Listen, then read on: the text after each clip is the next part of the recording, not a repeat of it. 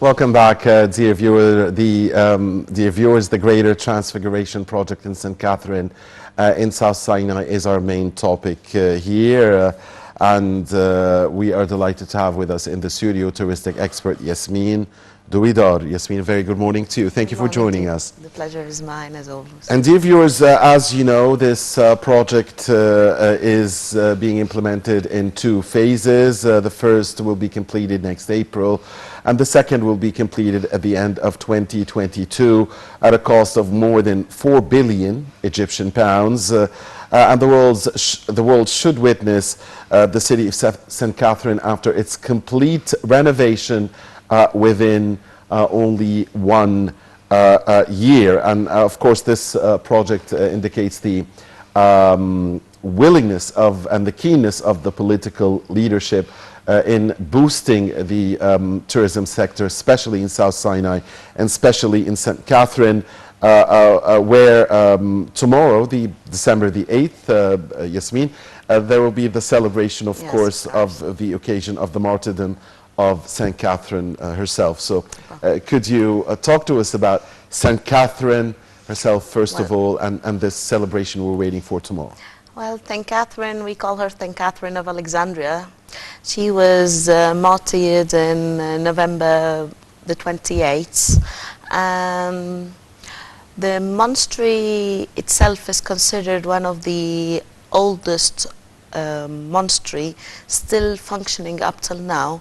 At the beginning it wasn't really named after St. Catherine, but it was named after the Sinai, the monastery of Sinai.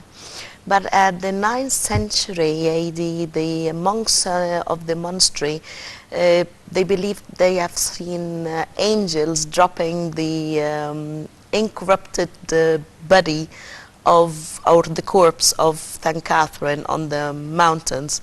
That's almost 500 years after her martyrdom. Exactly. Yeah. So they took the corpse, the incorrupted corpse, and they named the monastery after her name. She was martyred in the early 4th century on the hands of Emperor Constantinus. Who was against Christianity, and she was a very good Christian at her time. The monastery itself is so beautiful, and it's considered a place for everybody to visit and to pilgrim at the same time, not only for Christians, to tell you the truth. Yeah, so it's not only for Christians. So tell us, Yasmin, about how this great monastery of St. Catherine embodies all heavenly religions. Well, of course, the monastery itself is for the transfiguration of Christ as a savior, but also in this area the prophet Moses spoke to God, and he had his 10 commandments, and in the area of the Church of the Burning Bush, where he suppose have talked to God, or God has transfigured to him in this place. So it's also very important for all the faith and for Judaism at the same time.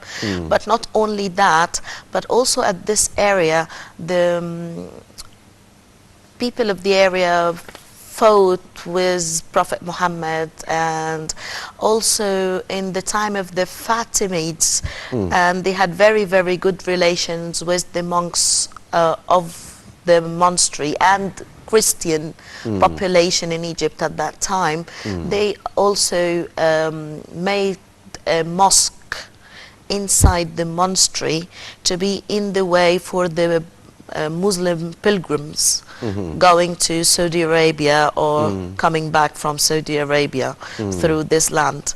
So actually it embraces all faith and religious. Right. Now, this project in St. Catherine, Yasmin, according to the plan, has the establishment of a new residential area in a place called Zaytuna, comprising nearly 600 housing units. There is the transformation of the Sacred Valley into a shrine for, and for spiritual healing and environmental tourism. and there is a new environmental hostel comprising hundreds of rooms. So could you talk to us about the plans? Well, of course we are enlarging the tourism projects in this area, and we are increasing the rooms and the hotels and the housing itself on different levels, because we are promoting this area. As we said, it's embracing all faith and religions. So we are promoting this area to be one of the best spiritual tourism areas in the whole world, because it contains everything that it should have. So that's what we are trying to do. We are building the shrines, we are restoring the path of the old pilgrim, and also we are restoring very important parts of the ancient archaeology of St. Catherine itself, like the restoration made in the library of the monastery of St. Catherine. We have already finished restoring the eastern part of the library, and the library is considered very important since it's the second after the Vatican's library in importance. Also, it consists of about more than 6,000 manuscripts, books, rare stuff that we have inside there. And recently, when they restored the area, and hopefully they will follow and continue restoring the other part, now they have covered all the manuscripts and the rare books in covers, anti-fire and anti-water, to keep it. Wonderful. Yes, it's much better than just keep it for whatever going to happen.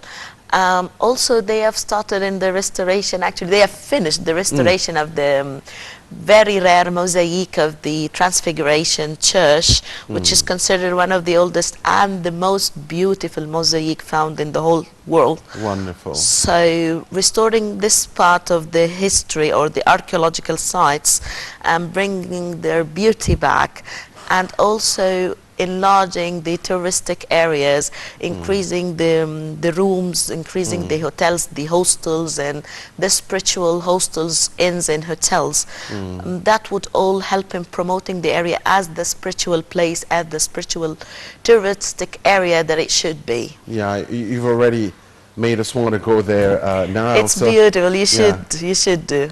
So what about the desert garden? There's a plan for a desert garden. Yeah. What's the desert garden? Well, look, in this area, you will see the colors. Though it's desert, but you can see the colors everywhere. Even the sand is colored. There are also the olive trees. So there is the desert garden, and the colors and the variation of colors there is just beautiful. Now, there is also the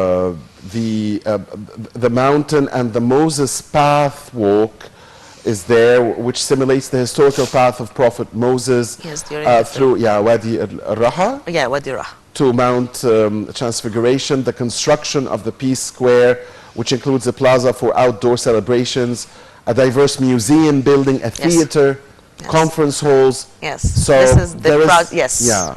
That's the project that should be, when it should be completed totally, which would look fascinating, I believe. Sure. Now, can you elaborate for us, please, Yasmin, on the regions that are being renovated, still renovated now, what we've finished in St. Catherine, and what is up for restoration, I mean, at the moment? What's up for restoration is the way of the pilgrimage itself, the shrines, the churches on the way. What we have finished already is only the mosaic of the Transfiguration Church and the library, the eastern part of the library. These are totally restored and just you can visit it right away.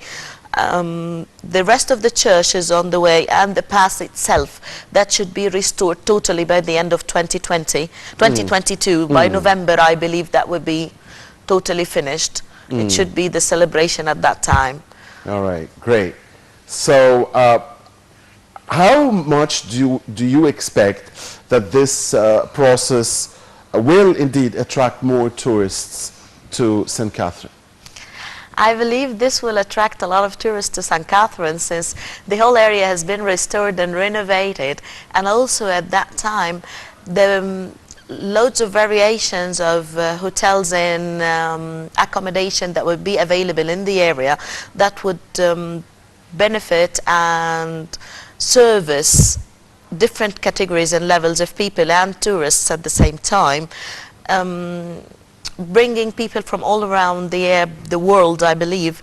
I think there will be different type of tourists coming to this area that we have never had them before in Egypt, because that would be the new spiritual area in this region, as we call it. So it's easier for the people or the area near Africa, Ethiopia and this part to come easily, and they have the Judaism and Christianity are linked together in this area, and also people coming from other parts of the region and areas near the Middle East and so on. That would be much easier for them. Spiritual travelers who really look forward to come and see spiritual places like this from all faith and religion, that would be their spot, their new spot to visit. So that would, I think that would help the traffic of tourism a lot, and it would generate a lot of money and income to the country at the same time. Yes, great to hear, hopefully. So what about local tourists? I mean, domestic tourism. This should also attract more of domestic local tourists, right? Well, yes, the area of St. Catherine, actually, it attracts some of the domestic tourists, but most probably people who are fascinated of hiking and nature and so on.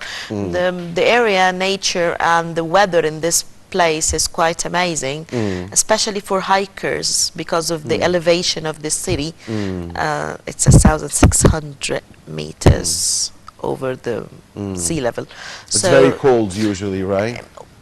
Normally in summer it's nice. Okay. In spring and autumn it's not bad. In winter it's quite cool. Yeah. And it's actually considered one of Snowy, the right? Yeah. coolest places snowing in the Middle East, actually. That's what people call it.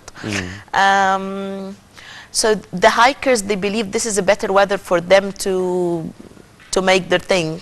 So they usually go and hike the Mount of Sinai, and that's their thing. So how, sorry, how can we combine between the two types of tourists and make a link and make you know, the tour for religious tourism and for leisure and entertainment at the same time? I think the restoration taking place and the new areas, entertainment places, and that would bring excitement for the hikers to go visit the monastery and this area, which would invest in them trying new things maybe and linking the two tourism parts together. Now, there's been 1 million trees planted on the Holy Family's path, right? Yes. So can you give us your insight on that note? Well, this is part again of the reviving of the area, making it interesting and restoring of the path of the Christ family and the ancient pilgrim of the Christian family or the Christianity itself. Celebrating the restoration and the reviving of the area and the path itself. I believe it's a very nice gesture to revive the history and the nature of the journey itself. It's a journey of peace. So I think this is contributing in the aspect itself of the journey. Right. Now, as you know, Yasmin, the Ministry of Tourism and Antiquities is reopening many museums. It is establishing new museums, restoring and renovating others. We should have a museum in St. Catherine, as we understand from I from believe the by the end project. of the project, yes, Yeah.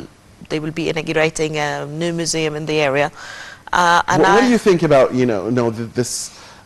this trend of, I think it will be establishing more and of restoring museums and renovating ones? this is very good thing to do, actually, because it's reviving of the culture itself. Um, like you remind people of what they have, giving them a look of everything around. Maybe they don't know it, or maybe they should have a better look on it on the domestic side. On the other hand, internationally, this is quite interesting for people, because people outside, they want to know more.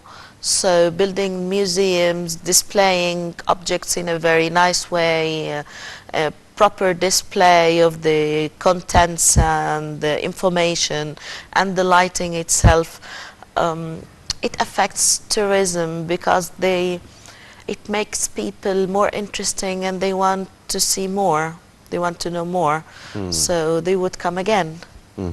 And when they know that we are always restoring, renovating and inaugurating new things, I think that would keep our country quite interesting for them to come plenty of times more. Absolutely. Now, since you're here, and since it's not been such a long time, we're still living the nice atmosphere of the Luxor Yes, celebration of attended course. by the president himself. Of course. Yes, and what did you think of that great event? Oh wow, that it was as great as the parade, I believe. In April, Yes, yeah. of course. Yeah. It was never less than that. I think it withdraws the eyes of the whole world toward Egypt, and the progress our country is going through and doing, progress in tourism and in culture at the same time. So We're also waiting for GEM, right? of course, So of course. yeah, and that shall be. So I mean, 2022 Should be a fascinating yeah, year. no less. I mean, yesterday Yes. we had the Mummies Parade, or the Royal Parade in April, the Luxor, the Road of Rams Yes. in November. In 2022 we should have GEM. Yes, and we should have the celebration of the St. of St. Catherine. So what do we need to do to market ourselves and to make and to promote our products so that it would get what it deserves? Because sometimes we feel that we have so much here in Egypt, we should have more tourists. Yes. So I believe keep doing what they are doing right now would Yeah. be Yeah. great. Yeah. Also educating people in the tourism fields and sectors, how to be quite hospitable with people, how to serve guests, to facilitate everything for our tourists, to improve our service totally. And that would be it. Marketing also is very important. Like there are new ways of marketing, exactly, right? I mean, with the social advertising. media, Yes, with the- social advertising through the social medias, the different channels around the world, like the CNN that we had those great yes, ads back then. yes. So I think this is we are doing great, and we should keep doing it. I Great. believe so. So are we past the worst when it comes to the effects of the coronavirus pandemic on tourism?